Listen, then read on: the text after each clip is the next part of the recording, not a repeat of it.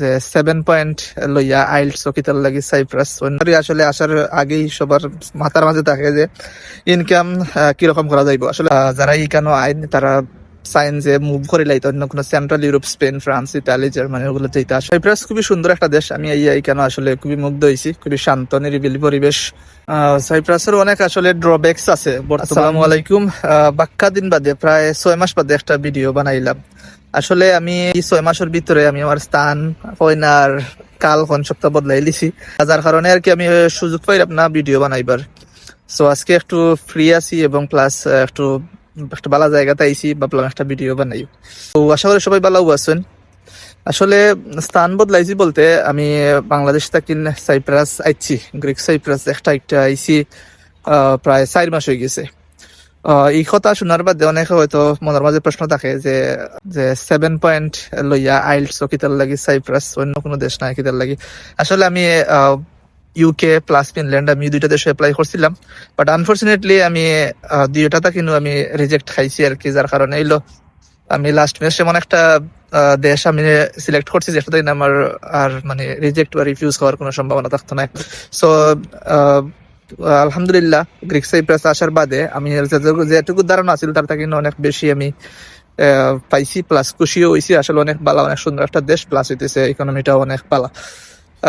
এই সময়ের ভিতরে আপনারা যারা এক্সাম দিলাইছেন তারা আপনারা স্কোর শেয়ার করতে পারেন এবং আপনার এক্সাম এক্সপিরিয়েন্সটা কিরকম আছিল একটু আপনি কমেন্টও জানাইতে পারেন।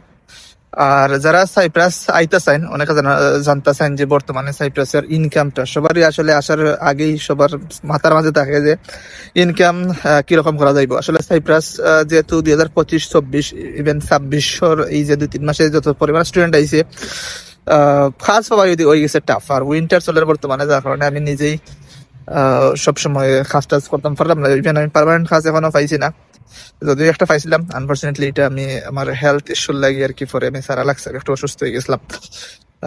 যাই হোক, এখন যদিন কাজ করি মোটামুটি আমার যে এখানের যে একটা এক্সপেন্স আছে এগুলা কাবার করে দিতাম পারি। সামান্য টাকা বাড়িতে দেওয়া যায়, তবে খুব বেশি নাই। তবে আশা করলাম যেহেতু উইন্টারটা গেছে গিয়ে স্প্রিং আইছে, সামারের বা স্প্রিং এর লাস্টের দিকেই আপনার অনেক বেশি খামর ভ্যাকেন্সি পাওয়া যাইব এবং কাজও করা যাইব। ইনকাম অন্যান্য দেশ যেমন রোমানিয়া, মাল্টা এগুলার থেকে বুলগেরিয়া এটা থেকে খুব ভালো স্যালারি কেন পাওয়া যায়, যদিও জানলাম না সামনে দিয়ে কিছু কমতে পারে যেহেতু এখন মানুষ বেশি। আর যারাই এইবা একটু টেকা তো অবশ্যই সাথে নিয়েই বা, যাতে আপনার প্রথম দিকে যত ধরনের আর্থিক প্রবলেম হয় এগুলো যাতে আপনি ব্যাকআপ হিসাবে ইউজ করতে পারেন। আর এখান থেকে মুভ করার বিষয়ে অনেকে জানতেছেন। জিও 70-80% স্টুডেন্ট করেন। আর যারা এখানে আইন তারা সাইন যে মুভ করে লাইতো অন্য কোনো central Europe, Spain, France, Italy, Germany ওগুলো যেতে আসলে ডিরেক্টলি যাওয়া খুবই টাফ লিগেল ওয়েতে। কারণ বর্তমানে বাংলাদেশি পাসপোর্ট বা এশিয়ান পিপল খুব কম আপনার অন্যান্য সার্জেন কান্ট্রি ভিজিটও যাইতে পারে, তারা এয়ারপোর্ট থেকে অনেক ফিরিয়ে দেয়। তবে সেকেন্ড যে ওয়ে, এটা অনেকে এয়ারপোর্ট কন্ট্রাক্ট বা বিভিন্ন মাধ্যমে যায়। এটা অবশ্যই কিছু টাকা পয়সার বিষয়। 4,000, 3,000, 3,500 যার কাছ থেকে আছে, তত মোটামুটি 3,500-4,000 টাকা লাগে যারা ফ্লাইটে বা মনে করেন যে সার্বিয়া ইয়া যায় না আর কি। সো এটা বিষয়ে আসলে আমার নলেজ, প্র্যাকটিক্যাল কোনো নলেজ নাই। যা শুনছি আমি ওগুলা, তবে ইনফরমেশন আমি ইনশাল্লাহ আপনি পাইরাম কিছু এগুলা এই বিষয়ে অন্য একটা ভিডিওত মাতবো। সাইপ্রাস খুবই সুন্দর একটা দেশ। আমি এই কেন আসলে খুবই মুগ্ধ হয়েছি। খুবই শান্ত নিরিবিলি পরিবেশ।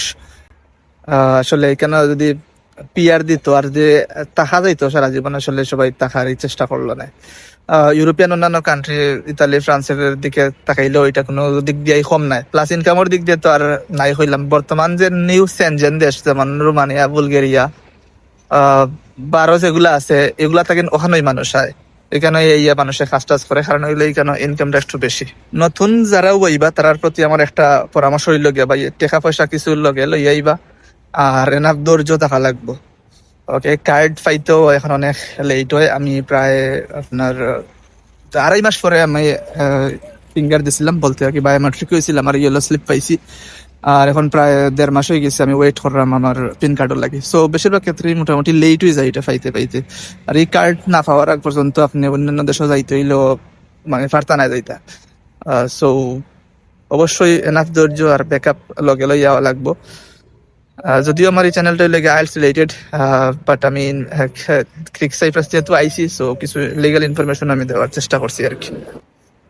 সাইপ্রাসের অনেক আসলে ড্রব্যাকস আছে, বর্তমান সিচুয়েশন আসলে অনেক চ্যালেঞ্জ আপনার ফেস করা লাগে, ওগুলো লই একটা অবশ্যই ভিডিও বানাই, যেগুলো এলাকা কঠিন বাস্তবতা।